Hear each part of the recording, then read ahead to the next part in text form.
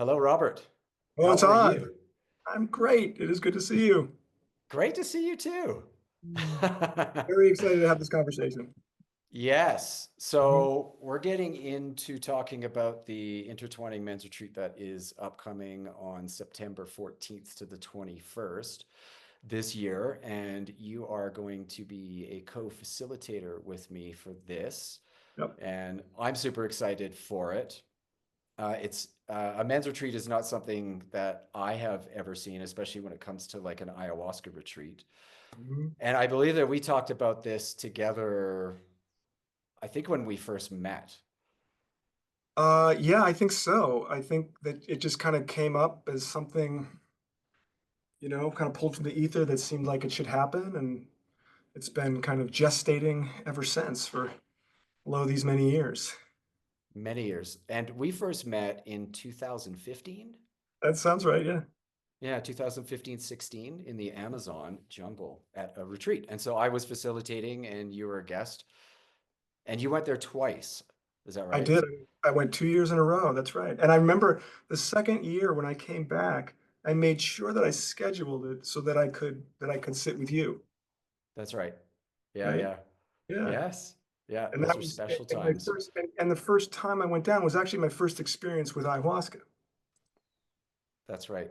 Yeah. right? And so, this is maybe it's a tenuous connection, but it's something there was that, in the connection that I found with you and that you helped me in terms of navigating what I was experiencing, in your role as a facilitator and then kind of as as kind of a deep kind of a friend, like a spiritual friend, um, and as another man doing that, right? There was something about that, about, kind of in brotherhood, you helping me navigate what I needed to navigate and make use of it and all that, that just kind of, it rang something in me, right? That this is Mm, meaningful. Right? Like this is, not only is it meaningful, but it's rare. It's definitely rare in my experience. And like looking around, it's not that hard to see, like it's pretty rare, you that's know? right.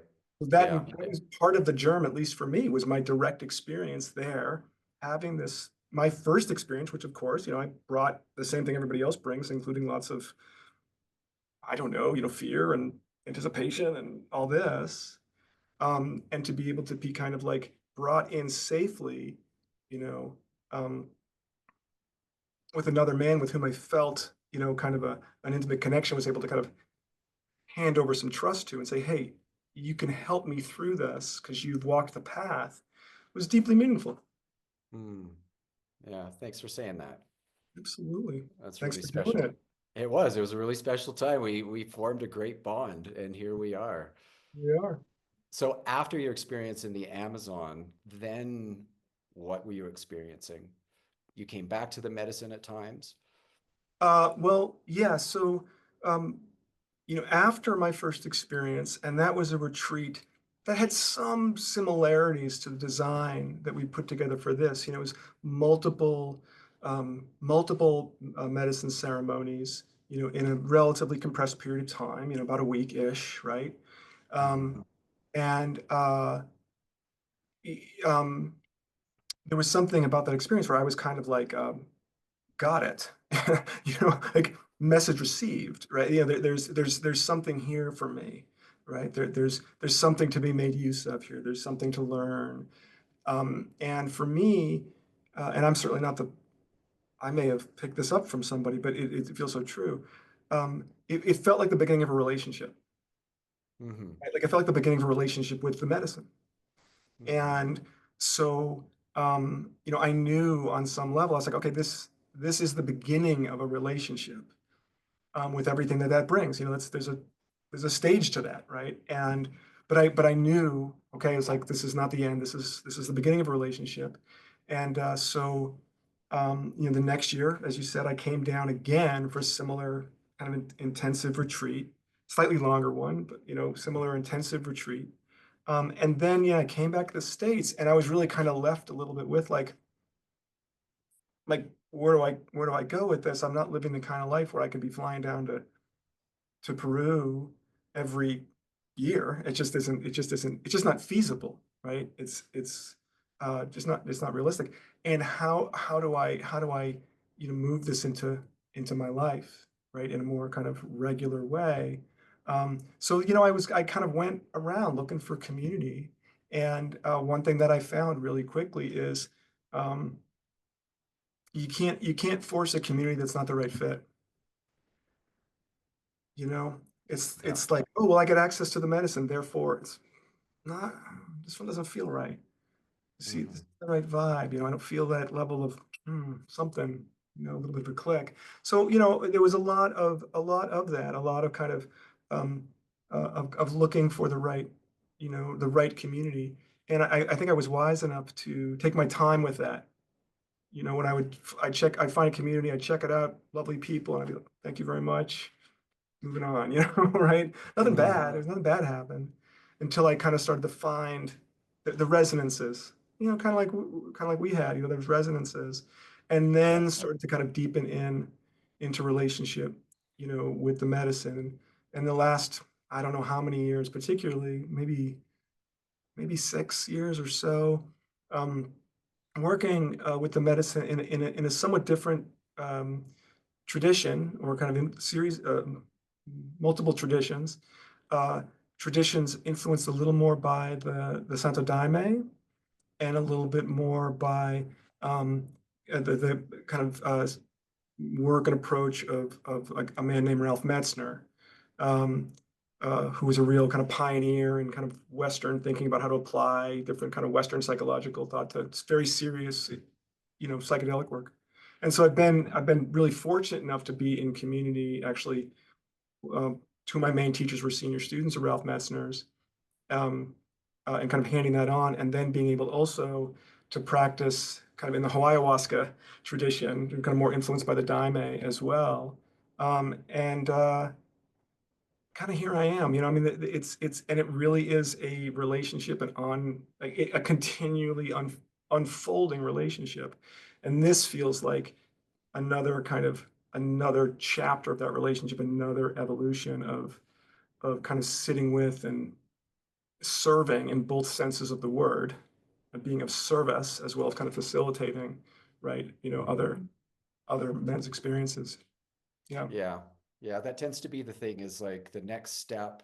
If you stick with the medicine for a number of Mm, years, you can be a participant in a different way where you are serving others right. essentially and stepping Absolutely. up into a different role Yeah. in that way. That's what happened to me 8 years into my ayahuasca experience, because my first experience was 21 years ago, Mm, basically. And I know it's like, okay, where'd all the time go? Um, and it wasn't really until and this was in Canada at the time, and I didn't get to the Amazon till 8 years later, and that's when things really shifted into that. But when I went to the Amazon my first time, I was a guest myself, so I went through my own process with that. That was like a 3 month um, retreat, more or less, like a work exchange kind of thing. And then they asked me to come back because they saw something in me yeah. that was good enough to be a facilitator or whatever. Um, I just had a podcast with my friend Jason talking about this, because I came to the medicine initially just out of a curiosity. Hmm. I didn't come to it, and back then, back in this is 2004, there wasn't anything about uh, like specifying intentions or getting into Mm, trauma. Trauma wasn't yeah. such a word as it is now, or a term Right. that's so widely used. Even though, of course, it's going on, and I was seeing that there were people there for healing, and that was the first time that I saw something like that, with the groups of people that were coming for like a weekend of ceremonies, more or less, with Shipibo trained apprentices. Right. Um, and so that was my first foray into seeing something like that, and that was a whole different paradigm, a whole different world for me to Right. experience that. And then at the end of that, still in Canada, the curandero that I was working with, we started hosting him in our house. And Mm, so then I was put, and my ex-wife and I at the time, she was sitting on one side of him and I would sit on the other side. And we weren't in the space as participants, Right. which was really different. And then we had a responsibility to actually tend to and facilitate the people in the ceremony, who everybody we knew. It was essentially, it was more of a underground kind of movement. It wasn't Mm. anything that was above ground. Um, and so all these people, I knew they were friends or acquaintances or whatever, and I started to see, oh, this is totally different from like a new experience for me. And Yeah. then of course, like I said, when I went to the Amazon, experienced it there, and it was at a place called the Temple of the Way of Light. That's where we first met, Mm. and that was like big groups of people. In Canada, like I said, the weekend ceremonies that we were doing, it was only like 10 people maximum, Right. mostly, especially the last like 6 years of that. The first couple of years it was bigger groups. It could be up to like 15, 18 people, which is a bit more Mhm. chaotic. It was Sure, that's it was a lot more scene. moving parts. It was a Yeah. thing. We were figuring out a lot of stuff. Mhm. And there's been an evolution in all of this too, especially I'd say since, from what I know, since the 90s, like Mm. probably mid 90s into the late 90s, obviously into the early 2000s. That's when it's something. What happens with the medicine is, who is guiding all of this? And I have a firm belief that ayahuasca is definitely a part of this, as we are Mhm. partaking in it and receiving a lot of wisdom through this very sacred medicine. And through that, the guidance is coming through. And so when there's something that is needed, if there's like a gap or a hole or something, then it needs to be tended to. It needs to be cared for. And that's when the facilitation process and all the mechanics of that really started to grow. Mm. And Yeah. yeah, and I saw that especially in the early days when I started at the Temple the Way of Light, facilitating and training and being part of that with groups of like 24, 25 people, Oh which yeah, I was, remember this. yeah, which is, it's quite a bit. It's full on at Yeah, times. it's a big space. Again, a lot of action, lot happening Oh on yeah. every level. From that mundane in terms of tending to people and whatever's going on to the far less mundane, right? Oh yeah. I mean, just hearing even just that outline, Todd. I mean, one thing that I've said this to you privately in some of our conversations. Um, you know, just looking back at that again, that 21-year arc. I mean, one thing that you said, where the people at the temple kind of they said, oh, it kind of invited you to take part and start to train something. They saw something I don't know. Well, what do they see in you, right? I mean, like it's clear. We look at that 21 years. Your commitment, and we've talked about this privately, is one thing that I really admire about you, and also why I feel really good about attempting to do stuff together, is your commitment to doing this right and to um, kind of not get over your skis or having me get over my skis or anybody, right? That Mhm. and you know, I know we've talked privately when I've said, Todd, like, why haven't you stepped forward even a little sooner than this? You're so competent. You've put so many years into training so sincerely with such commitment to, actually being taught and mentored and practicing and this and that. And there's also something about that I really admire. You're saying, hey man, I'm gonna really learn how to do this well. I'm gonna take it seriously. I'm not gonna make it about, whatever, me or ego or whatever. And Of course. well, not of course, right? That's the thing. I mean, you don't have Mm. to look around too far in this world, in the kind of psychedelics world, especially now when it's really kind of blown up, right? Where there's a lot of Mhm. that. And so that, that arc you just shared in like a few minutes, which actually took 21 years, like of I'm trying to be concise. yeah, but really like just, it's like not everybody does that. Like not No. everybody does that. That's a big deal, right? And so, in terms of but our kind of what we bring, right? And then what Maestro Nelson's going to bring, right? And all That's the other right. members of the team is in terms of a Western mind, right? You've got a Western mind, you know, right? You know, deeply, deeply, deeply steeped in this over the last couple of decades in a very, very experiential way of, you know, doing it and being taught and being trained, like bringing those chops, right? You know, what I'm bringing is, you know, I've got my whatever decade-ish of experience and maybe 6 years of more kind of training to, you know, facilitate in different ways. But what I'm bringing in terms of that is, you know, as a trauma therapist, you know, because you were talking about trauma before, right? As a trauma therapist with a Western mind, working with people with Western minds, going through these experiences and then learning how to, you know, how to make use of them and how to use them in the service of healing of psychic, emotional wounds, psychological, emotional, spiritual trauma, right? Bringing that frame, right? And so it's a really powerful um, combo, right? In terms of, you know, the deep indigenous, you know, wisdom of Maestro Nelson, and right there, your decades of commitment and seasoning there, you know, my kind of psychological work and practice and bringing those tools, right? Like this is why I'm excited. This is one reason why I'm excited about this because I don't see this combo all the time, not with like this much kind of depth, you know, and Mm. seasoning in it. Yeah, yeah, it's a good thing to talk about because I've primarily really only worked in the Shipibo way of doing things when it comes to ayahuasca codadismo or ayahuasca healing and all of that.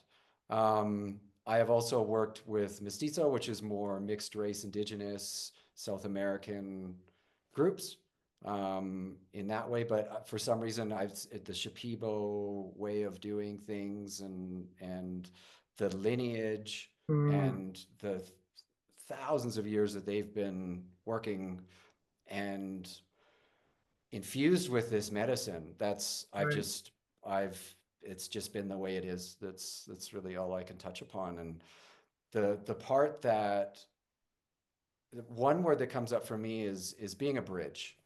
right. And this is something that comes up quite commonly when we're talking about things like this. It's like the role of somebody like myself is involved with facilitating somebody coming to the medicine for the first time or again, you know, that they're in Mhm. their beginning years or whatever.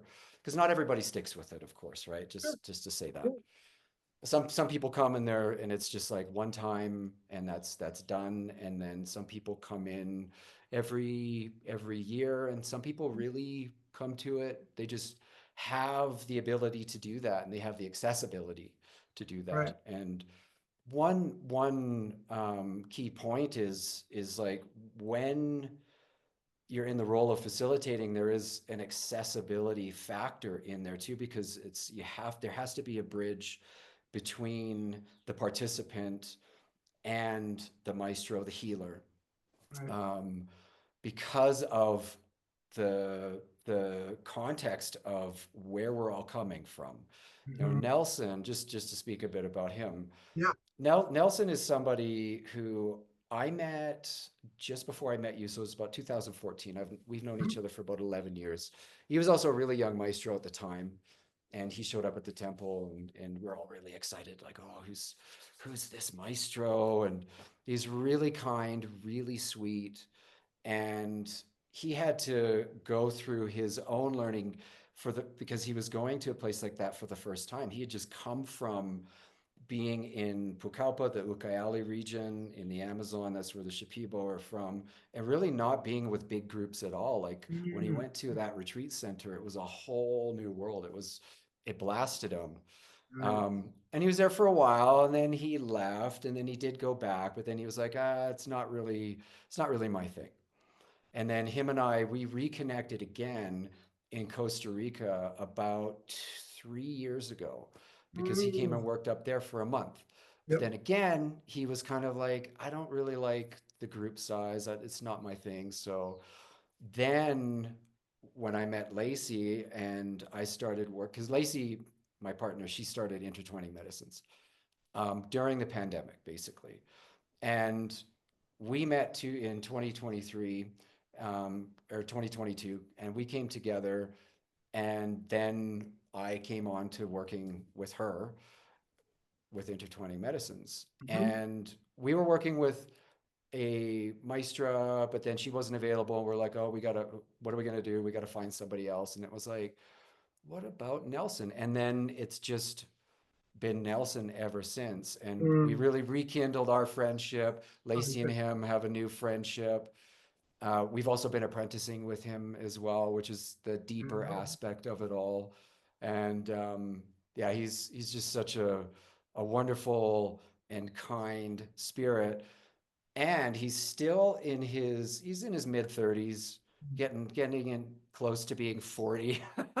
So he has this life experience as well, where he's not just straight out of the jungle. He's versed. He knows a lot more about the Western world than a lot of other Shipibo healers that I know, maestros and maestras.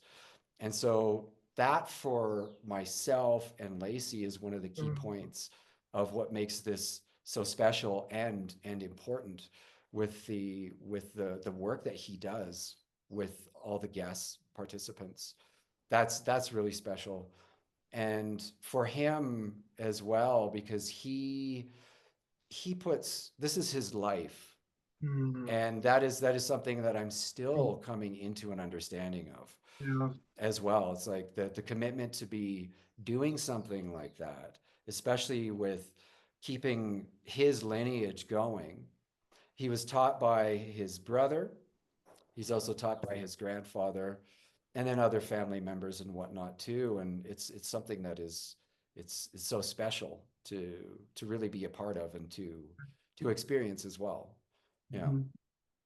Yeah, this is one thing that for many of us, not for everyone certainly, but again, when I just kind of reference in general, kind of Western minds, this experience, let alone, first of all, the idea, but then the experience of lineage, right, is Yeah. something that for many of us we've been disconnected from, and Yes. if we even think about, because we've been so disconnected from it, and then being invited. Um, being invited in to connect with a lineage, and then even being invited oftentimes to say, okay, now, are you able to connect with your own lineage, like reconnect with your own lineage, and how powerful that can be. Hmm. Sometimes I'm sure you've seen this many, many times over your years of practice. Some people Hmm. will come. I mean, this is why I came originally. I came for help. I came for help. I came for, I was looking for help. My own suffering, my own internal psychic suffering. And we many of us come for some version of that, and then Hmm. at some point we find like, oh, it, maybe it's not just about that. Maybe it's not just about my personal healing.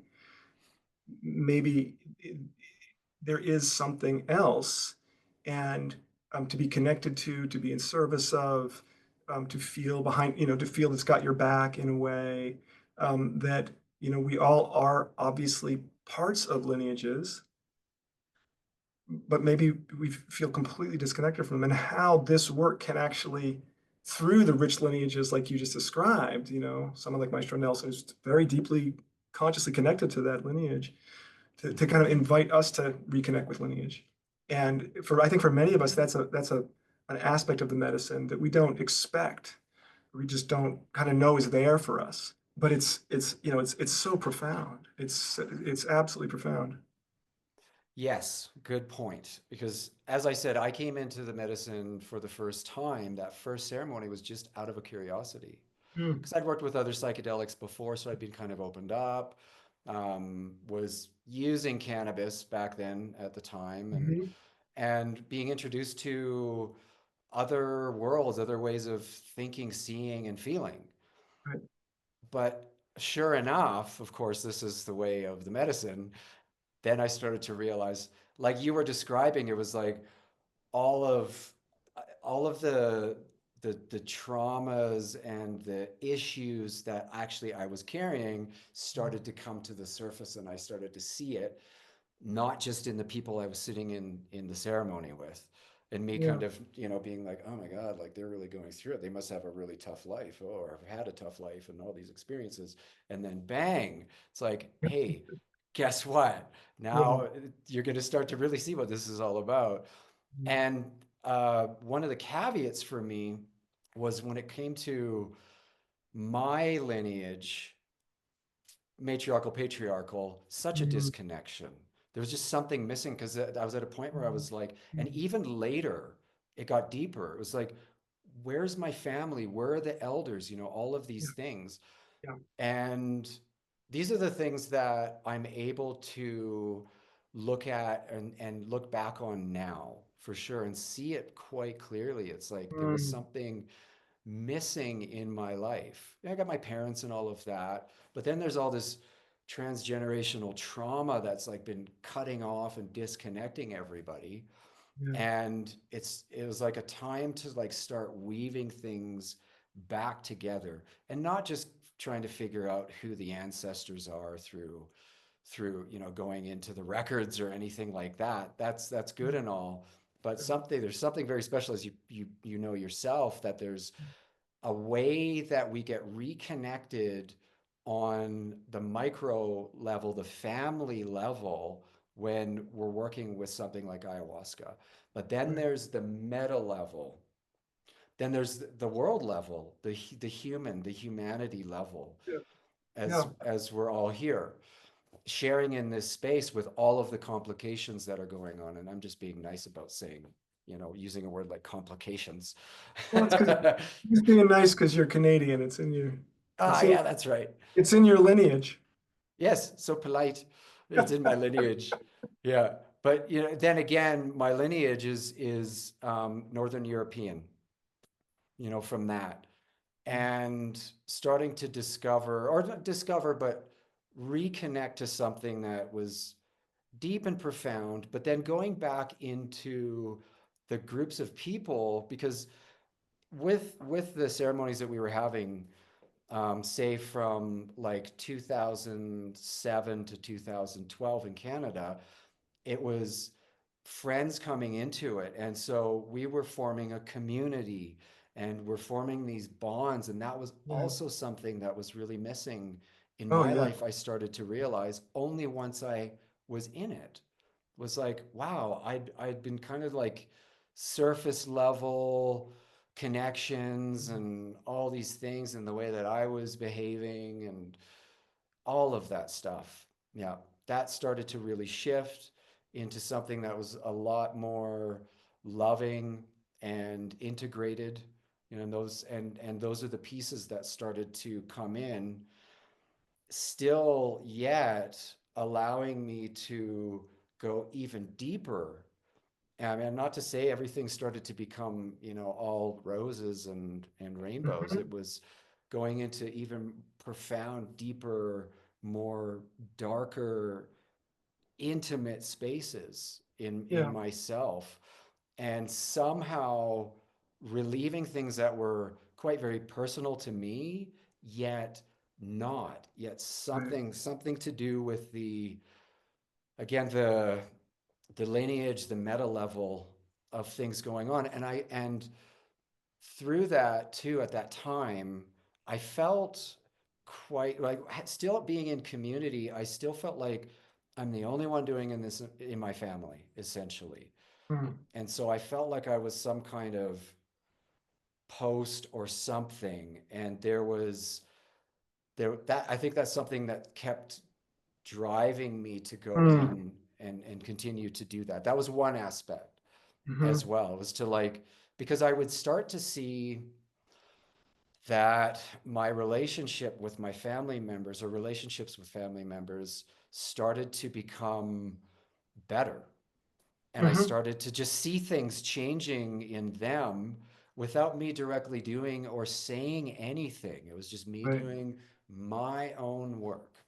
It's such a big part of this. Oh, absolutely. I mean, I remember that absolutely distinctly, Mm-hmm. in watching some of those shifts, and um, you know, and I was like, oh, did I do anything that differently here? And I was like, well, on a level I didn't, but on a level I did.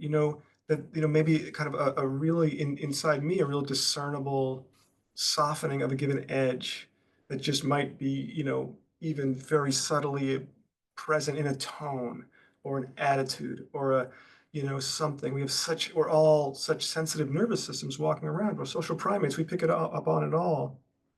And noticing that, I'm thinking of one particular challenging relationship, just noticing how it just started to soften. It just started to soften. And I noticed in this person, they just started to soften around me a little bit, but it was perceptible.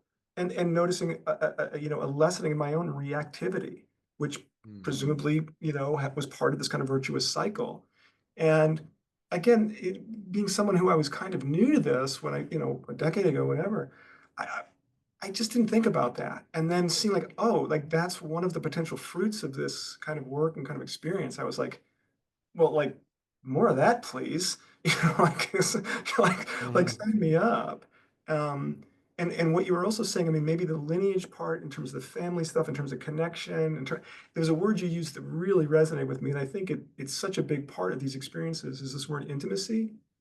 Is that, you know, difficult journeys, blissful journeys, whatever. I think a shared hallmark of them is always some aspect of intimacy with oneself, intimacy with others, intimacy with the medicine, intimacy with the natural world, whatever it is. And I think that is a decent kind of segue or bridge into the fact that this is a particular kind of retreat, men's retreat, That's right. Hmm. right? And you asked a really good question. We were talking about this a few days ago, like why? Like, can we articulate like why, right? Like we know What are it. we going to talk about? Yeah, why a men's retreat? Yes. Why, right? And to me, that word is like there's something about that word as a gravitational center, about Hmm. intimacy, about a men's retreat, about going into Yeah. this space, individually, everyone's going through their own journey, but we're all going together, you know. So this, which is Hmm. something one of my teachers says all the time, He says, we're all in our own canoe, but we're all heading down the same river together, you know. Yeah. Yeah. And to go into the state of like deep intimacy in with other men as a group of men, like again, this is not common. No, no. And one of the other things is when it comes to um, the vulnerability side of things, for sure, which is Yeah, tied to intimacy. right, And totally. and when it comes to when you're looking at typical stereotypical roles of gender, then look at what is needed today Mm. for men when it comes to the vulnerability piece. And so when you think of vulnerability, what comes up? I mean, for me, what comes up when I think of vulnerability is, one of the first thing that pops up is danger, Yeah, like lack of safety. Vulnerability equals unsafe, yeah, yeah. Me too. Yeah, right? it's one of the first things that comes up.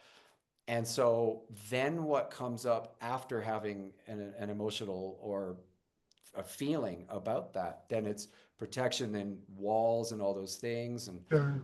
that's actually, I mean, we're getting into it. It's one of the things that I worked on for the first years was all the armor, all the walls, all that stuff. I thought I could be vulnerable, even though back then it wasn't really a thing. Like men can be vulnerable and we're going to work on this all together. It was just like we were just kind of doing it, and now it's more on the forefront for sure.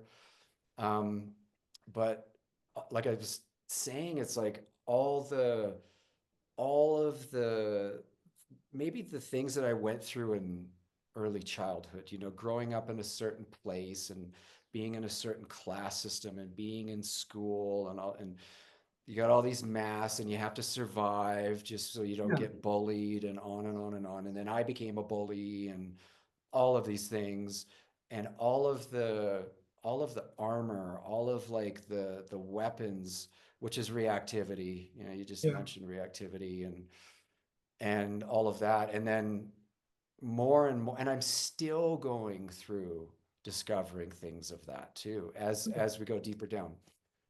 And so when it comes to the container of the men's retreat, it's like providing a safe and open safely held in a very caring way so that it can be intimate enough so that you feel safe enough to go into your own vulnerability, Right. especially with ayahuasca, because Mm. these are some of the things that can really come up. This is ayahuasca men's retreat. It's not just a men's retreat without this very strong plant medicine, Yeah. you know, that very healing as well. And so when it comes to the context of holding a space like this, you Mhm. never really know what's going to come up.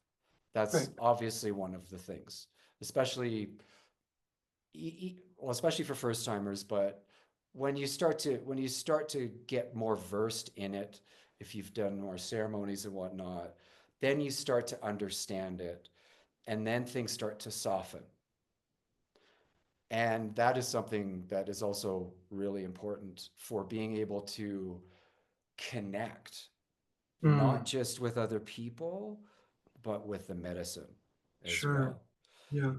Yeah, because some you hear the things people call ayahuasca madre and the mother and grandmother and all of that. And when it comes to like it's one thing that we talked to Nelson about, and I've Mm. talked to other maestros about it through the years, is what is ayahuasca? And they don't really affix any gender Mm. into it. Uni is ayahuasca in Shipibo, so sometimes I'll call it that too. And so when you start taking that away from affixing a term on it, I I really believe it helps things open up even more because everybody forms their own personal relationship with it. Yet Okay.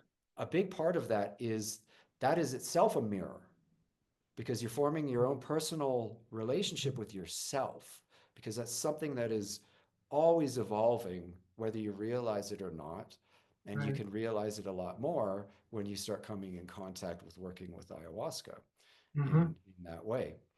Yeah. um, and then in that as well along the process, like the things that can start to happen when you start opening up into vulnerability, you start softening into things, that's when the doors the access to things starts to open up. You just start to see things differently, you start to feel things differently Right. as well. Things aren't so chaotic or harsh. You start to actually things start to make better sense.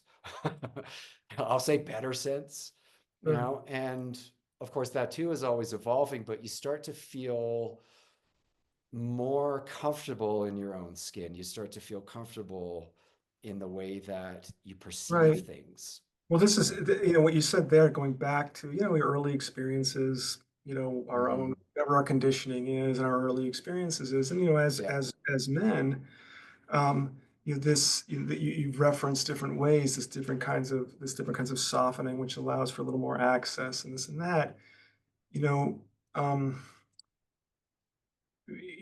one thing, again, stereotypically, but pretty commonly, we're all taught as boys, either overtly or just in the atmosphere, um, is that other boys, other men, um, are not necessarily safe, and that's you know not even counting boys and men who have suffered verbally, sexually, physically being assaulted by men, which there are many.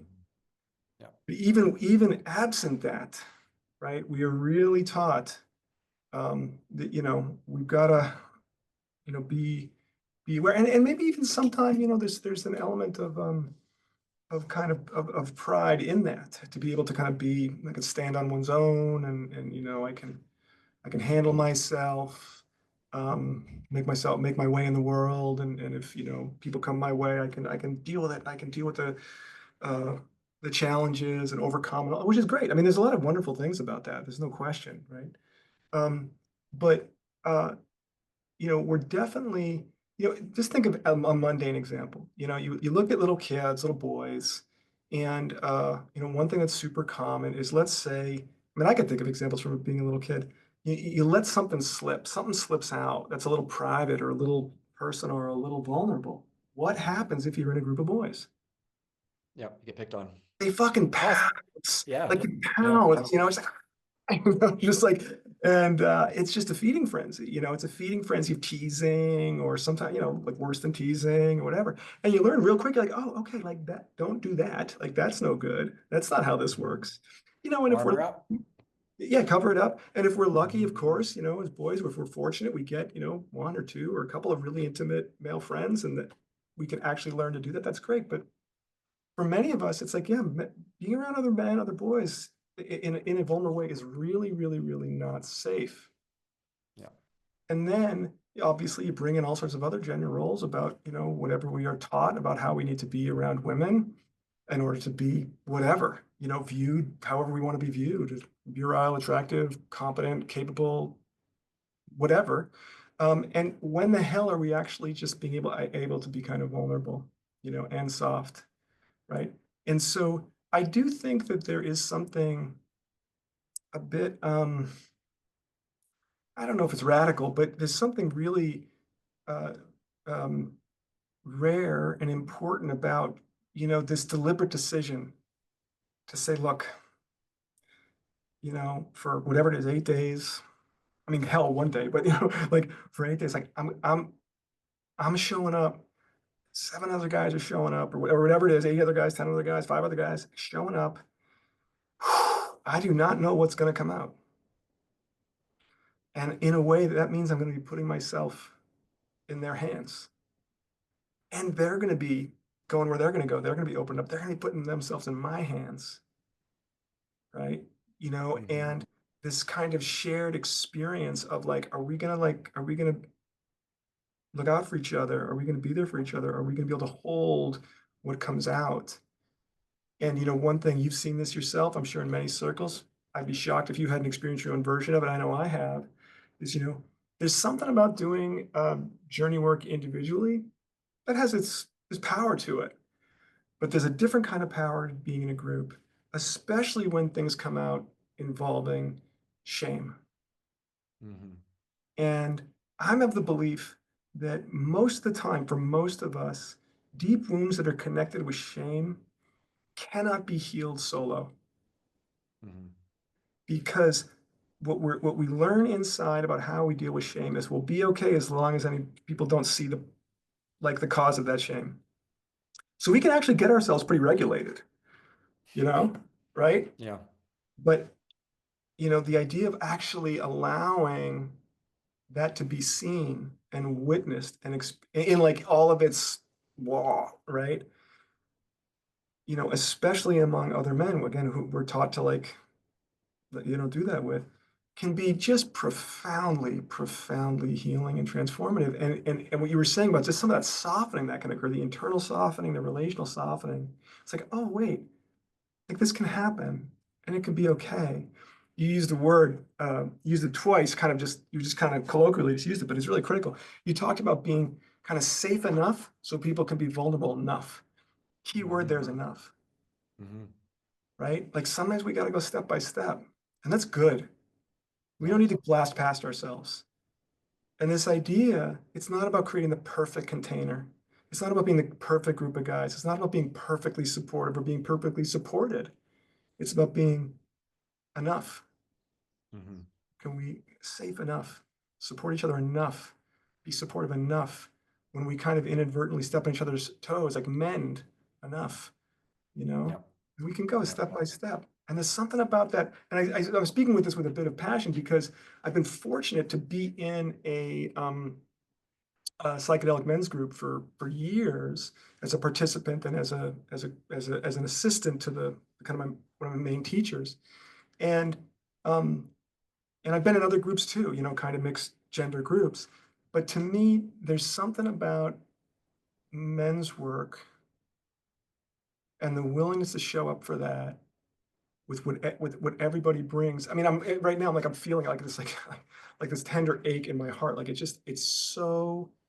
um, it's just so beautiful. And Mhm. I really feel like we all need it. And to risk grandiosity. I mean, the world needs it. I mean, good Lord. I mean, just look around, right? So there's something about this. That's why I'm like, I feel this aspect of the men's retreat aspect of it. I mean, ayahuasca, deep ayahuasca work is powerful enough, and this is just something so precious. Yeah, very important. And I see it needed even more so now, obviously, with like Mm, everything, all the points that you just brought up. And to experience something that obviously perhaps has been missing in one's life, mm, and being able to develop that part of oneself to be able to connect to safe masculinity. You could call it something like that too. sure, yeah, In a, I'm not even going to get into masculinity right now, but as a, as a term, we don't need to define anything. yeah, yeah, yeah. But also too, to you mentioned perfection, and just throw it out the window. It's already perfect. Everything is already perfect. Can you be at peace with that and then keep going with that Mm, as you're developing yourself? Because it takes alone, like already, it takes an enormous amount of courage. I say this all the time, mm. and I don't want to take it for granted because I go through it myself still. The courage it takes to do something like this. Oh yeah, Yeah. Oh, I'm going to drink this mystery brew. I'm going to go to Peru and do it. And I have no idea what's going to happen. Is Peru yeah, safe? All these things can come all up. of it. Yeah. All that stuff's going to come up when it comes to, and not even on the level of doubt or anything like Mhm. that. There's just things that will come up that will try to take you or make you turn away from yourself Oh and yeah. keep yourself bottled up. That's the thing. And you brought up shame, and that's really great, because who doesn't go through that? And so when we're talking about um, specifically a men's retreat, the setting is put together so that the alchemy can happen. And I Right. also will say the magic can happen Right. in that sense too, because you never know what's going to come. But there's that old saying now, you get what you need, not so much what you want. I Right. was You might testing forget what you, you want, but you get what you you need. Yeah, know? for sure. Yeah, because I probably said it in the intro meeting with your group. It's I'm like sure. Yeah, yeah, yeah. ayahuasca will give you what you need. Not necessarily what you. Not, I used to say not what you want, but I say not so much what you want, Yeah. because you are divinely connected all the time, no matter how shit or whatever you feel about yourself. Mm, There's still a divine plan going on. And when you enter into something like this, you're going to get what you need. And it's going to take time, because it is step by step, little steps. Sometimes it right. feels like big leaps, but there's Yeah. a heck of a lot more little steps than big leaps, especially when it comes to our own relation to learning and cognition and all of that. Like physically, our nervous system, our brains, in the healing process, it takes time too. And It's then such there's a. our, yeah, then there's our It's emotional, spiritual, soul level stuff that's going on right. as well. And that's part of the thing that when, and you can do this without ayahuasca, by the way. It's not the only thing, obviously, That's but right. we're just, specifically with that, Yeah. there can be, and I tend not to use this term, but like the amount of, how is it said sometimes when it's like one ayahuasca session for, I've heard people say this. It Sure. becomes a bit of Yeah. a cliche. Yeah, you Yeah. know what I'm going to say. One Yeah. ayahuasca session can be like 5 years Right. of Yeah. my Whatever. therapy, Yeah. and all of that. And but a big part of that is the volition from oneself to have the courage to do so. That is a huge thing. To jump into the unknown, take the leap into the unknown. Absolutely. and go into that. This also though goes into something we're talking about, our lineages and our ancestry and feeling disconnected, and there's a big part of that too, with being disconnected to, what would be the term for it, it's like in tribal ways you go through initiations. Oh, absolutely. Right. And this is certainly something, I mean, this has been commented on a lot, and it's Yeah. very true that, this is something that most of us in the modern Western world have lost, any kind of formal initiation into the tribe. And, Mm-hmm. you said so much, so really wonderful points and beautifully said. This one thing about fear and courage, you know, um, I really try to be very open about this with people. I've done a fair amount of this work now over the last decade. I still tremble before retreats. I mean, before ceremonies. Like I still tremble in fear every time. And not only do I tremble in fear every time, I'm like bargaining with myself until the last second. I'm like, I could still, like I could still make it. And that's okay. And one thing, especially in this terms of men and working with men and men working with themselves, one thing that's been a big part of my journey around that, dealing with fear and courage, in how I was taught as a man, as a boy, and then a man, to work with fear. And oftentimes, one of the ways that I was taught, again, probably subvertly, but regardless, it really got in there, is again with embarrassment and shame, and I should fake it, and what that resulted for me was a way in which I realized I was bullying myself, because even as a grown man, oh, I'm surrounded by men. Are they going to think I'm a wimp if I don't go up and like have a big drink? And it's like, oh, even like, so how do we tap into this noble characteristic, right, of courage, right, in the face of fear, and try to undo some of this old stuff, especially as men. I mean, women have their own thing. I'm not suggesting, but some of the stuff Mm-hmm. that we have about the kind of shame and bullying and inner bullying of ourself in the face of fear, right? Mm-hmm. And, even being able to just say, I need a little gentleness tonight.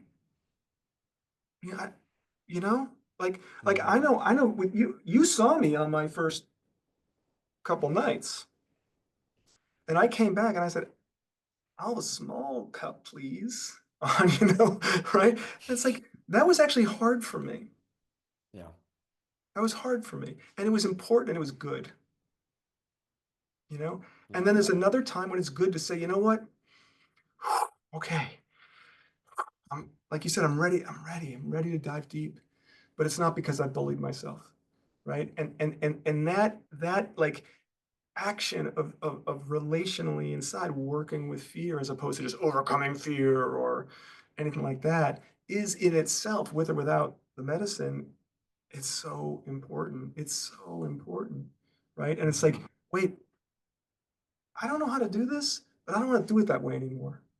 And coming together as a group of men saying, okay, we might not have all the answers about how we want to do it, whatever it is, but I don't want to do it that way anymore. Like that sucks. Like it's rotten. Mm-hmm. It tastes garbage to me. I don't want it anymore. And so we're going to try to do this differently together as a group of men and as individual men. And that to me is it's a noble undertaking, Mm-hmm. right? And it's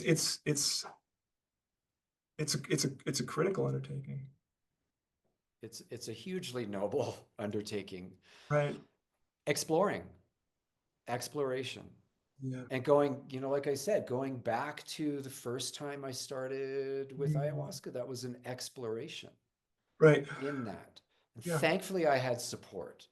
That Mhm. was with, I just didn't go on my own. It was like a good friend of mine was like, hey, there's a ceremony coming up with ayahuasca. Do you want to join? And it was like, yeah, because I'd been reading books and hearing about it and this and that. Because when you're working with psychedelics, you start to learn about plant medicines. You're working with mushrooms, say, or using mushrooms or LSD and things like that. It's like then you start hearing about other things. It's like, oh yeah, I got to do that because, and even in that itself is this like kind of masculine thing going on. Like, yeah, Well, there can be for I'm sure. gonna do that. Gotta go big, gotta Let's do it go all. big. Yeah, and it still happens. It's a huge thing. Yeah. It's a huge thing. It's one of the parts about being a facilitator at a large center and working with like thousands of people. You know, it's just you see Yeah. so many different individual Mm, journeys, yet mm, there are these similar threads going on. And which is another reason why having a men's retreat came up, because it's like, okay, let's just not do it because we want to obviously have it just for men, separate the sexes so that there's, because some guys were coming to the retreat, that was the other part, and it's good to talk about, is like mm, they're getting distracted by being with other women. It's mm, just the way that what they were going through. And I could see it was like, I think they could do better by just being, obviously maybe just being an individual ceremony on their own, because people ask about that too. mm, But mm, what would be the maybe a better step that might be easier is like just with other men and mhm. take out that part of the equation in that way, because some guys just will not open up with other women around in that aspect. That's Well, it's right, very right. simple. Yeah. Yeah. Again, that's one very obvious stereotypical thing that Yeah. many of us just kind of like internalize, right? Is Yeah. certainly don't, you certainly don't make yourself vulnerable or be seen as vulnerable or whatever, whatever Mm-hmm. insecurities or faults or whatever in front of women. Like, good God, Yeah. no, right? Yeah. Yeah. So I think that's a great point. It's like there can be this kind of I mean, again, it's all step by step, which Mm-hmm. I want to comment on in a minute. I'm so glad you brought that up. But there can be something challenging about being with other men. There can also be something really liberating. Yeah. Oh God, thank God. Right? Like, oh my God, I don't need to kind of worry about. I didn't even realize I was worried about it. I didn't even realize I was kind of like, oh, I don't want to seem that or that's. And by the way, just to be really clear, I think that those dynamics can exist. Heterosexual men, gay men, like any gender, like Mm-hmm. these some of these things, they're just very, very, very deep and oftentimes conscious, oftentimes kind of subconscious too. So just to kind of even just mix it up a little bit, like, how am I going to react if that changes and it's just a group of men, right? And there can be something quite liberating and lovely about it. There can be also be something very liberating in, I mean something really beautiful to be found in mixed gender groups, Of course. Yeah. but you said something really important about, it's such an important reminder about the stepwise element of all this, because I think that's one of the dominant narratives out there that is not helpful, right? Who has not heard on a podcast or read or something, some sort of narrative about, you know, I went down to Peru or I, did a big mushroom ceremony or whatever it was. And it was hellish. It was like the worst. And then I broke through and I healed my trauma and I saw the face of God and like I'm totally fine now. I feel great. I'm wonderful. Everything's changed. Everything's changed forever.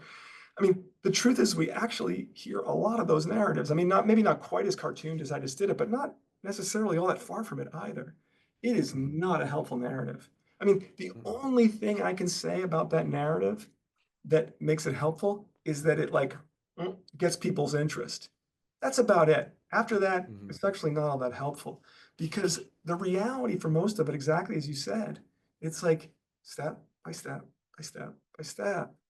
And we don't know the path before we walk it. We don't know what step we're going to go next. And that's one thing about this relationship with the medicine. You know, some people, I think this is just metaphor, but it becomes something that isn't just metaphor. Like we said, no, the medicine taught me this.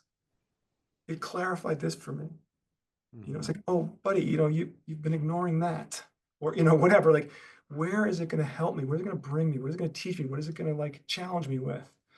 And that when you do, when I do, when you do, when anybody does a piece of work, I'm speaking more in Western mind, right? But Mm-hmm. a medicine work, a ceremony, it's one piece of work. Like it's one piece of work. And it's good work, right? But it's one piece of work. And then the real work begins, right? Like, then the real work begins, which we've talked a bunch about too. The jargon term in the psychedelic world, of course, is integration, right? Mm-hmm. Most people don't even bother defining what they mean by it. But like, that's when the real work begins is okay, I had this powerful experience, this peak experience, this difficult experience. I got a great story to tell, but is that really what I want? That's not what I want. It's nice to have a great story to tell, but that's not why you came. If you want change in your daily life, that's why we go. That's why we come, is because we want our daily life to be different. We Mm-hmm. want our relationships, our daily relationships to be different. Yeah. And Yeah. that's I think what many of us start to learn as we walk this path, like, oh, yeah, I got it. The medicine has its job, and I got my job. You know? Yeah, yeah, yeah. And often it's a handoff. That's right. And so you can look at the or a retreat or a ceremony as one tiny instance, because then it's your responsibility That's right. to the commitment that you initially made to uphold that throughout your life Right. from then onward. Throughout Right. your life, by the way, it's not till you're retired or something. It's Yeah. like these are the things. And again, this is something that's going to continue to evolve and shift depending on how you treat it. I get Mm. challenged on this Mm. still. And when it comes to the work in some senses, it's really not linear. It gets all quantum because you're diving back into the past and working on things because that's what you got. That's what you got in your bag of tricks. Mm. In the present,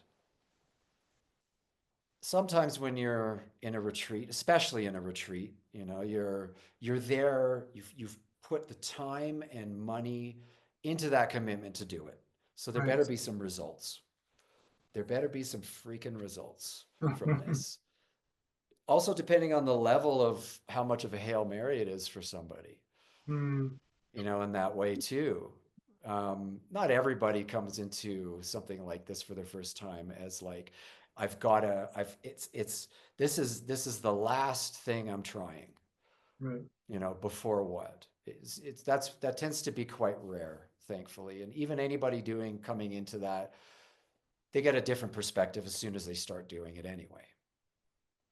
I'll say one quick thing in response to that, or to add to that, is it goes back to another thing that you referenced earlier, which I think is important. We're talking all these things about, healing and difficult experiences and all this, but there is this other element that goes along with it that is also, again, there can be an element of it, at least in masculinity, which isn't so helpful, but there's also something beautiful about it, is this adventurous spirit, Mm-hmm. like, when you first came to it, you were just curious. You're like, right? And so that also is something that is and can be a part of this. Uh, that this sense of adventure, right?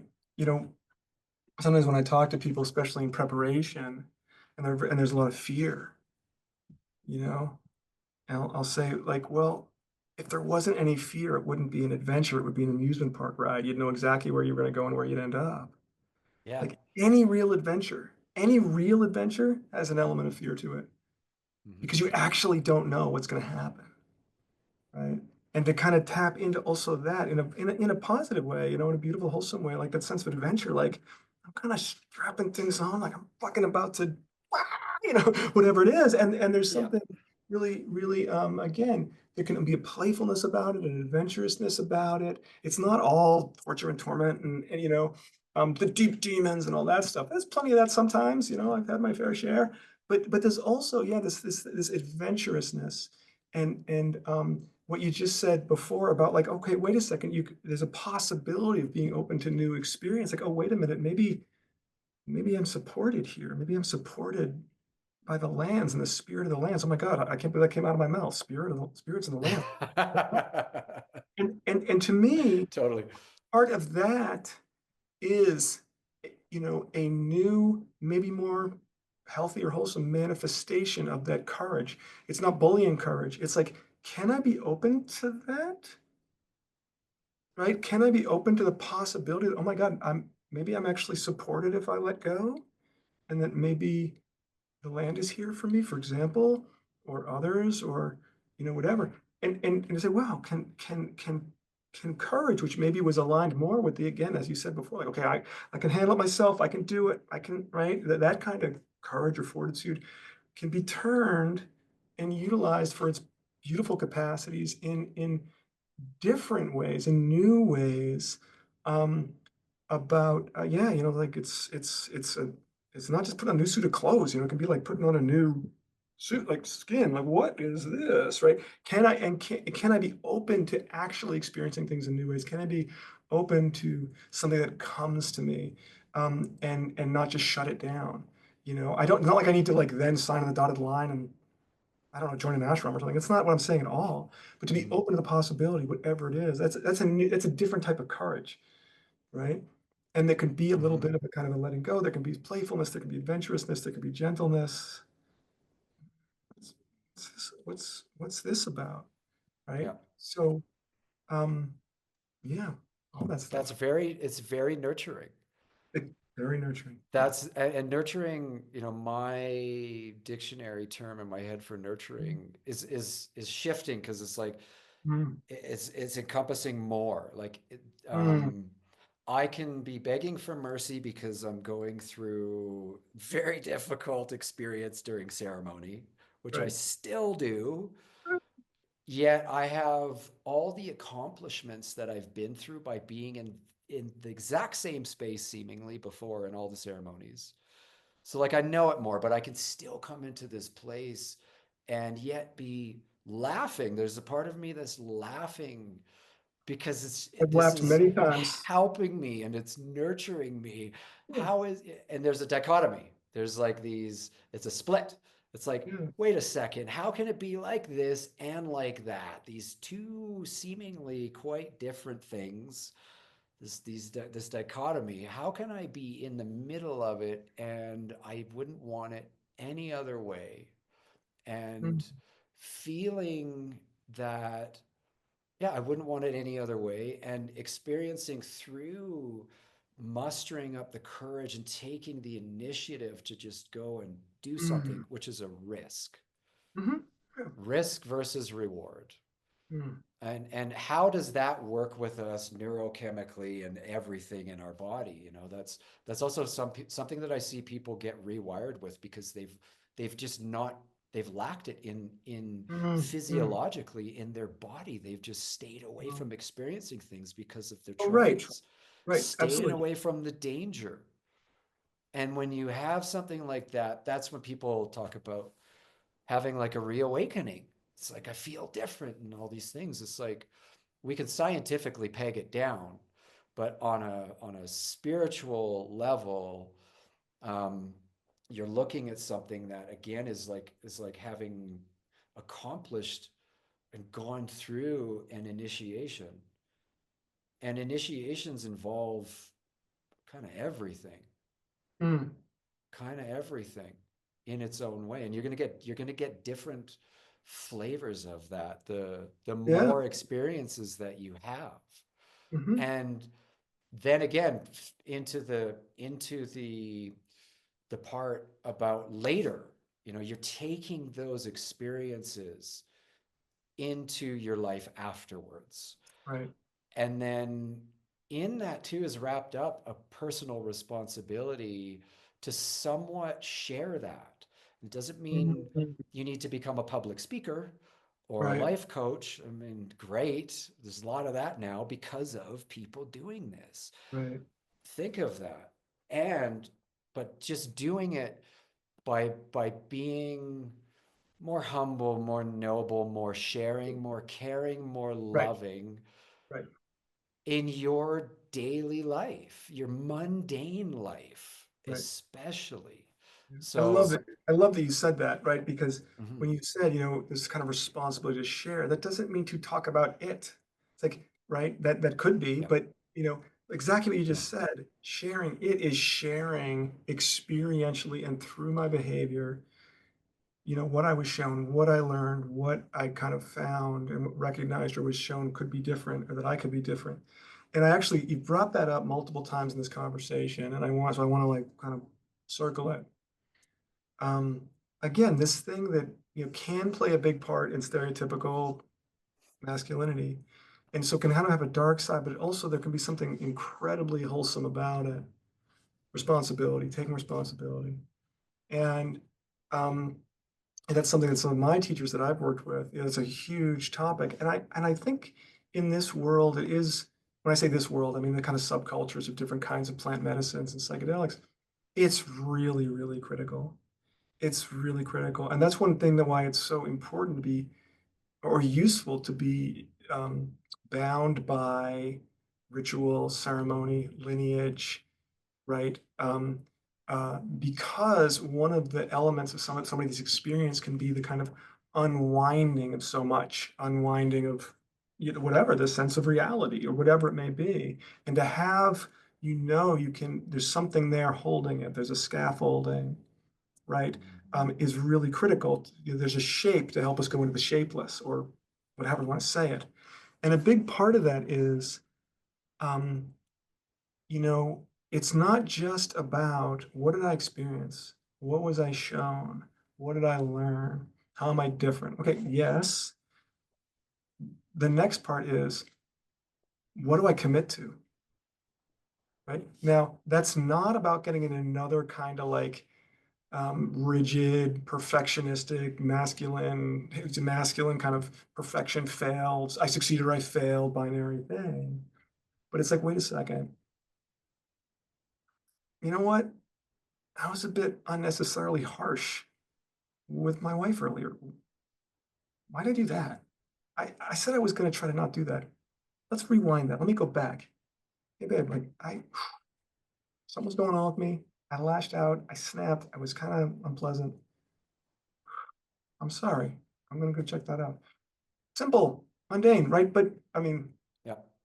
and it's like, that's taking responsibility. Like, and then, as you said, you're interested in 3 months later, 6 months later, a year later, and so should we all, right? So it's like, wait a minute, this memory of this interesting experience, this adventurous experience, this peak experience, this wonderful experience, this whatever, you know, it may remain very vibrant. It may become quite dreamlike, but what we are left with is, okay, wait a second, what am I going to do with it? What do I commit to? And can I kind of hold myself to that without judgment or shame, knowing I don't need to bat 1,000, I don't need to be perfect, right? And say, oh, I failed, you know, whatever, I failed the medicine, I failed, It's like, yeah, okay, whew, okay, wait a second, I'm trying to do that.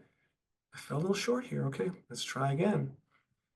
And I think that is, I just love the inclusion of that principle of taking responsibility again, but trying to do it in a new way that's not laden with shame and guilt and perfectionism and this, but does have a rigor to it. No, no, no, I committed to Hmm. that. I committed to Yeah. it, Yeah. and so I'm really gonna like employ my efforts and intentions and behavior. And when I fall short, I'm gonna like step back and I'm gonna take ownership of that. I'm gonna look at myself. I'm gonna do my best. And others may have their own opinion, right? It's not that you then say, oh, I'm gonna like fall over myself, apologize, and everybody agree with everybody else's perspective. Nothing like that. Because all we have at the end of the day, all we have is our own integrity. That is all we've Hmm. got. Like, Hmm. all we've got is our own integrity. Am I being sincere right now or am I not? Right? Am I sincerely trying to engage those efforts or commitments or am I not? Oh, I'm not. Okay. Step back. Let's go again. Or, yep, Yeah. I am. Some people, that person didn't agree with me. They think I'm being a jerk. Yeah. Yeah, that piece too, because like you could go through that in such a personal way Yeah. or interpersonal way.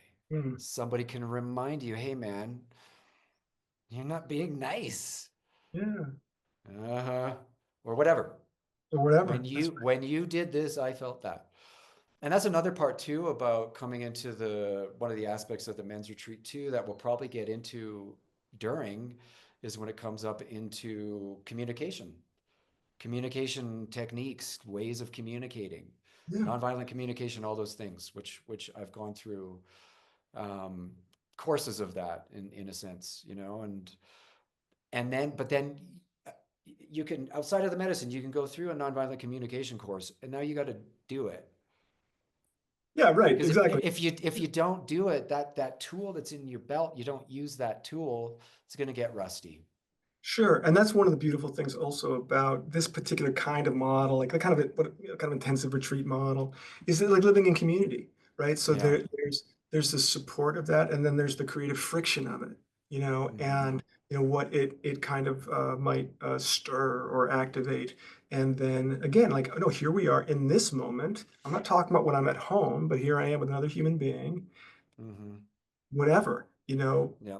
feeling judged or getting aggravated or being annoyed and like, okay, how am I going to be with this? How am I going to communicate with this person and try to keep them a person, Mm-hmm. right? Keep myself a Mm-hmm. person and do that. Ooh, okay. Real life, we're doing it right now in vivo. It's not, well, when I get home, I'll do this. So that's actually Yeah. something I think it's really nice also about living, kind of working in this kind of somewhat intensive way where there's enough space to have your own space, but there's a lot of kind of rubbing up against each other, right? There's a lot of fruitfulness there. Yeah. Yeah. The accountability factor for Hmm. sure. Which reminds me too, because like after the retreat, I'd like to have, I mean, individual integration calls, but a group call, or not just a group call, but group calls. Oh, yeah. I just leave myself available anytime anybody needs to call me. And it tends to be people don't really take advantage of that. Hmm. You know, we say we've got 6 integration calls for the next year for you, and somebody might take 2, 3, 4, or whatever. And so I want to get some steam going where people actually really take advantage with that because that's an accountability piece. It's not like, hey, man, we've got this thing, and if you don't do it, then you're cut. You know, nope, nothing like that. No, no, On no, your no. own time, on your own time. There's some part about, and I have it for myself, that some part about people that will nag them. They're in a place. They're usually going to reach out when they're in that place, and Yeah. they're going to seek somebody to talk to. You know, seek Right. some But there is help. something about what you're saying, well, it's a lot of what you're saying, both in Mm-hmm. terms of individual, but yeah, the group calls, Mm-hmm. it's really important. And again, just as an example, let's say I, like many men, many people, but certainly many men, yeah, okay, it's me, I'm doing my thing, and say, oh, wait, there's a group call coming up. Like, not only maybe I could actually experiment with using support, but maybe the guys need me. Yeah, Like holding maybe space. maybe one of my brothers who we went down the river together, like, is struggling. And Mm-hmm. maybe they could use seeing my face and seeing all of the other men, all their brothers who went through this to them and said, like, no, no, no, okay, you got the space, it's your space. We're here for you. Tell us, Yeah, tell us, tell us. yeah, It's like, oh, wait a second. It's not just about me. Again, not in a that no judgment, no shame, nothing like that. Saying, oh, wait a minute. Maybe the guys need me. yeah, Maybe I'll clear the time. Maybe I can clear that 90 minutes or, whatever it is, 2 hours to say, okay, yeah, I'm going to be there because maybe I need something and maybe they need something. yeah, yeah, yeah. And these are other, or it's like a model that is used in so many other men's Yeah, groups and groups outside of men's groups, and all of absolutely. that level of support. Um, and to actually feel held Yeah. in that too, and even in the container of the retreat itself is to, everybody comes into it in their own Mm, way and first feels this way, and for some people they're right into it, they're like, wow. And some, it just takes a little bit of time, sure. just to like get more comfortable and comfortable into that as And, well. and I've also, in the men's group that I've been involved in, and I've really gained such more of an appreciation for this now. Mm-hmm. It's not uncommon that a man will share, usually later, after they've been there a little bit, and they'll say, one of the reasons why I came here is because I hate other men. I don't feel safe. It like freaks me out. It's the last thing on earth I want to do is be with other men, especially in a place where I'm vulnerable. And that's actually why I came. And now I actually feel a little different. Like I just Mhm. let myself get held a little bit, but it was like it took me a while. They did it wasn't like they showed up and it was like, hey guys, hey cool. Now that's wonderful when it happens. I love it. It's awesome. But a lot of people, that's not what their experience. And being able to kind of like come in even like that and be like, hey, we can hold that. Take your time, man. Take your time. Take your time. You know, Mm. it can just slowly, you can slowly, Yeah. right? Right? That's how we do it. That's how we really do it. As people Mhm. like, oh, you're safe, safe enough, safe enough. I can let you in a little bit, and then a little more opening, a little more opening. But some people come in, and they're like, no, I do not feel safe around men, right? Yeah. Yeah. And for good reasons in their experience. Absolutely. That's such a good point. Yeah. Yeah. And easing into it as well, as much as like for anybody coming in their first time and sometimes not their first time, easing into the medicine. We're not Yeah. like, here you here Yeah, you go, what I tell break it people, all. what I It's what not a I competition. yeah, what I Yeah. tell people is that there's no additional points for extra blood on the walls. Like you know, there's there's no extra points for additional suffering. It's just not Yeah. necessary. It's just not Yeah. necessary. And oftentimes the opposite is what is needed. Again, gentleness. We can ease in. It's cool. It's Yeah. like it's cool, right? Yeah. And Yeah. so I could not agree more with that. And that was a lesson I definitely learned. And I still practice with it. I still Hmm. practice with it. I actually was in an experience somewhat recently, you know, the last year where I was in a circle with a very senior, elderly, respected teacher. And when I was kind of working with, I was like, I'm drinking light tonight. Like I'm gonna drink light. And he kind of let me have it in front of the group, Yeah. you know? Not in a horrible way, but he pointed it out. He's like, you should drink more. And I was able to just kind of I said, thank you. I appreciate that. I'm gonna drink light tonight. Thank you so much. And I didn't feel like shaming me and like I got to stand for myself. No, but I could have, right? I could have. Yeah. But it was like to me, that was like, oh, that's a sign of I'm getting somewhere. I'm healing some of that. Where I was like, thanks for your opinion. And I was fine. I really was okay with it. But I was like, and I kind of know what I'm doing tonight. Yeah. Like I'm Yeah. doing something else. I'm working my work tonight and I'm drinking light tonight. And to me that was like, and I remembered after, it's like, oh, that didn't really hit me. It didn't land on me. I didn't have like some little shameful part kind of react to it. I was like excited. I was like, that's great. That's great. I was kind of like, okay, cool. Thanks for your opinion. Like, cool, man. I'm doing, right? Yeah. And that was Yeah. really nice. Totally. Yeah. Yeah, that could be in the medicine space itself. It's like this Yeah. is where things come up. They become amplified under the Sure. microscope and Yeah. whatnot too. Oh yeah, absolutely. That's one thing that I appreciate about it so much. Mhm. Yeah, in respect to Yeah. things like that. Yeah, and just one thing too is in what you were talking about just a little bit earlier brought up something I've been thinking about is the forgiveness piece when it Mm, comes to, yeah, the personal forgiveness, and then there's the forgiveness of others and whatnot too. One thing about that I find with the medicine work is it's always comes back into actually start with yourself first, mm, because people come in with all sorts of shame and then slash guilt as well too, and the forgiveness yeah. piece, which is a deep learning, it's a deep journey, you know entering into that as well for anything in regards to having guilt for having harmed somebody in some way, shape, or form, or been part of something that, on and on and on, all the reasons and things. That tends to also be one of the the major pieces of the personal work that goes Mm, on in yeah. regards to the ceremonies and stuff. And um, again, also to invite any other men with friends or partners to come as well, because Mm, that then becomes the interpersonal work in the same space as well. right. Yeah, Yeah. which can be very profound. It can be um, obviously challenging, and sometimes Yeah. it's not. Right. Yeah. Sometimes it Sometimes ends up it's being very not. smooth and gentle. You're like, oh, that was so easy. I didn't realize Yeah, that healing could be easy and gentle. Right. That's always yeah. such a surprise when that can Or happen. surprising, because Mm, I've experienced it myself, and I've seen other people go through this where they come in and they've got this persona that they've attributed or attached themselves to. Like mm, really,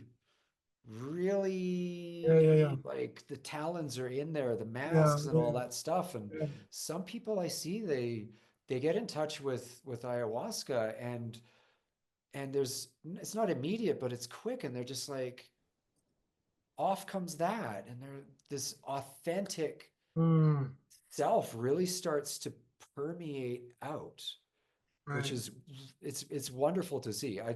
I love seeing the transformation in people. I mean, it's one thing to be part of it, but just to witness it, just to see it. And that was brought up again earlier. Right. Is like there's a part about going in and doing this for yourself with all of the stuff, and there can be like severities, or you want to reconnect with somebody who's passed, all these reasons that come up. But then there's the other thing too of being in the same space. Unknowingly, you're holding space for people through witnessing, Oh, 100%. even in a ceremony space, because we keep the Oh, yeah. ceremony space dark. I mean, Right. it's just part of it. Right. um, Unless there's the full moon, because the Maloka that we have has like a cupola thing and whatever, so Mm. it can get bright, but you still can't quite see and whatever, but you can Mm. feel, Oh, you can absolutely. There's no question about that. yeah, yeah, how much you get opened up to that sensitivity. Yeah. And for some people it's like a long lost friend. Oh, beautifully said. It's so Yeah, there's so many things that are innate in us, and sometimes I talk about this in a way as like we're discovering things as if mm, it's never, hasn't been there, but it's just rediscovering. There's so right. much rediscovery Yeah, of this sense of of the yeah. self. I mean, I've witnessed that many times. I've experienced versions of it myself of, reconnecting with that which I did not know I was disconnected from. Yeah, These kinds of experiences of almost remembering where you're like, I didn't even know, but now I was like, of course, yeah. right? And experiences like that do not seem to be all that rare, in Mhm. people's own words, however they describe these versions of reconnection or remembering or rediscovering. It seems very common where oftentimes people be like, "Oh, that was there for me. It was always there for me. I somehow forgot, experientially forgot, or maybe I was disconnected, but something got reconnected, or something like that." You hear this stuff all the time, right? I mean, you hear it Mhm. all the time, and to Mhm. me, that is also kind of laden with a type of um, kind of like hopefulness in this whole kind of endeavor for all of us that maybe we're more connected than we realize. Yeah, Maybe it's not yeah, about, maybe sometimes it is, maybe not, it's not about like getting connected because I'm so disconnected. Maybe it's the experience of like, oh my God, I didn't realize I'm not disconnected. Oh yeah, my God, I've been connected the whole time in ways I just didn't know or I couldn't feel or whatever. And I don't want to like lay, if everyone has their own experience, but things like that, we hear it so often. Versions of yeah. it, versions of it, versions of it, Mhm. Yeah. Yeah, yeah. There's so many possibilities Yeah. once you start to open yourself up Yeah. more and more, and open yourself up to that Mm, more and more. And that's part of the, you brought up hope. And for me, a lot lately it's been faith, just really connecting mm, to, I'm not a religious person in that mm, sense. I'm mostly leaning Buddhist, I like to say. And I like to so say I like to say Buddhish.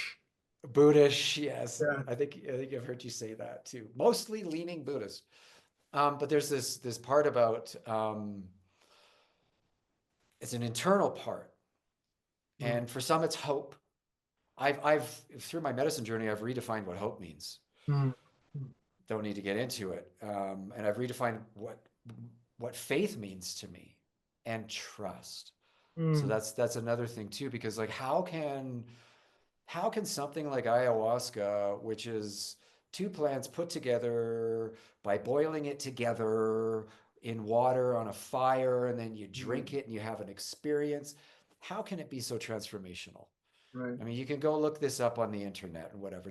I don't recommend looking up YouTube videos again of, other people's experiences, but there's something to it that you just can't really explain until you experience it. Absolutely not. Of And course. that's one of the hooks of this.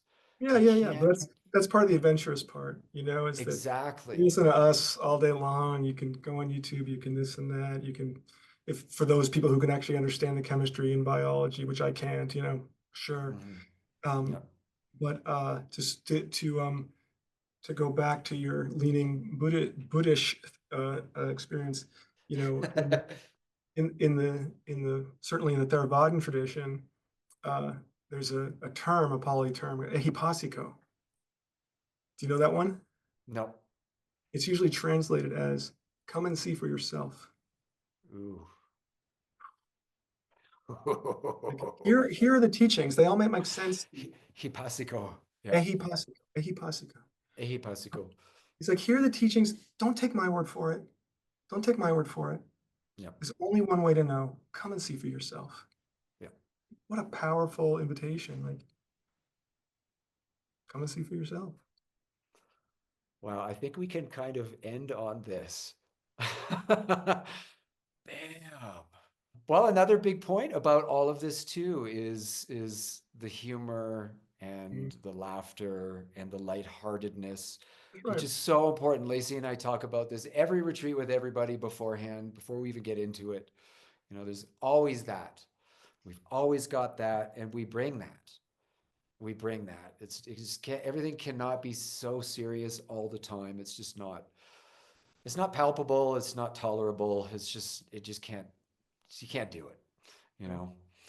But yeah. So the retreat, September 14th to the 21st here in the Sacred Valley. So go to intertwiningmedicines.com, and in there, go to retreats, and you'll see the men's retreat in there, any information, whatever, and then contact us through email. We're on Instagram, we're on YouTube, we're on Facebook. I think that's it for the social media stuff. And I'll just say also, for those who are interested and they follow those links and they reach out, Yeah, both Todd and I are totally open and eager to talk to anybody who's got questions and interests. Would love to talk to you. We can set yep, that up. No anytime. problem. Yeah, perfect. All All right. right. Well Thank done, you, my Todd. friend. Thank you. Talk to you soon. Love you, man. You too.